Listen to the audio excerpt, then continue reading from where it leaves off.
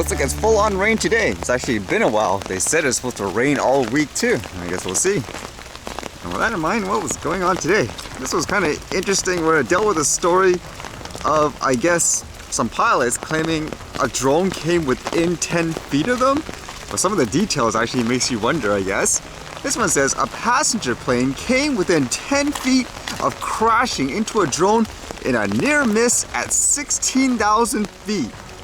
So the usual skepticism of that height, what are the odds are that it was indeed a drone, because many times it turned out to be something else or nothing. This one says an EasyJet flight had a near miss with an unidentified flying object flying at around 16,000 feet in the London Air Traffic Control Area in July, according to a report by UK Airprox Board. So notice how they say, quote here, unidentified flying object, which can mean anything. It says the pilot of the Airbus A320, which was flying from London Gatwick to Rhodes in Greece, described the object as black and cylindrical and said it passed within 10 feet of the aircraft, per the report released last week. The board rated the incident as Category A, meaning there was a risk of a collision, and said that the object was likely to be a drone. It said, quote, in the board's opinion, the reported altitude and or description of the object were sufficient to indicate that it could have been a drone. What are the odds are again it was, or just kind of like making it up just based on like some of the details? It says a National Air Traffic Services investigation report said the pilot first reported the incident over the radio during the flight.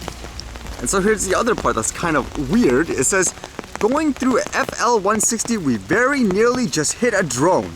We're talking less than 10 feet, what the pilot said here. It says, we don't think we've hit it. There was a bit of a thud. We'll come back to you. After landing the flight, the pilot confirmed the plane had not made contact with the drone, and the thud likely came from the cabin, per the report. And afterwards, they mentioned how in Gatwick in 2018, that quote drone incident created so much, I guess, chaos and stuff like that. And as you know, so far with all the investigation, it seems like it turned out to be nothing so far. Could that be the case here too? It's just kind of interesting with all the theories people have, like the descriptions. It's just an automatic assumption afterwards saying, okay, I guess it's a drone.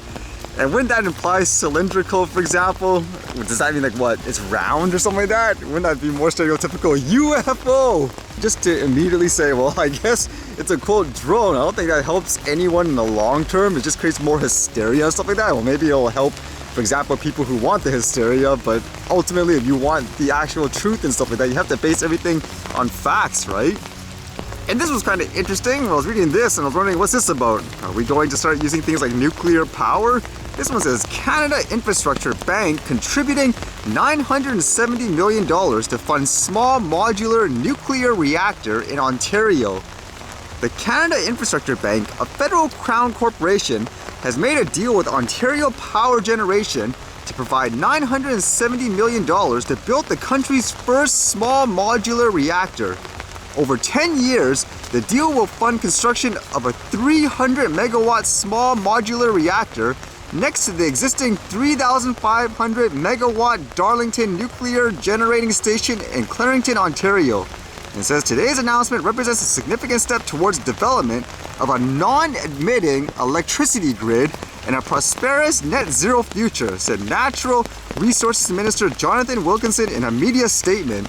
And they kind of show like this diagram and stuff like that saying like what, how big is an SMR compared to a traditional reactor? This stuff is beyond me. So for people who know this stuff, do you think this is revolutionary and all that? I was just thinking because they talk about things like carbon emission and all that. Funny enough, when I think of things like nuclear power and stuff like that, a lot of the media before, they always said this stuff is quote bad for the environment. Like you might produce like the power afterwards, but the waste or whatever you get afterwards isn't great. That's what I've been told by like all these TV shows, media, news reports and all that. So I don't know if this is that big of a difference, because that thought makes me think too. I've read comments where there were some countries who went away from nuclear power because they didn't think it was environmentally friendly. So if this is saying this is so innovative in that sense and it's great, then doesn't that mean technically for those people who were using it, instead of just stopping it completely, if they kept using it and innovating it would have been better overall in the future? That's what it kind of makes me think actually. Would that be true?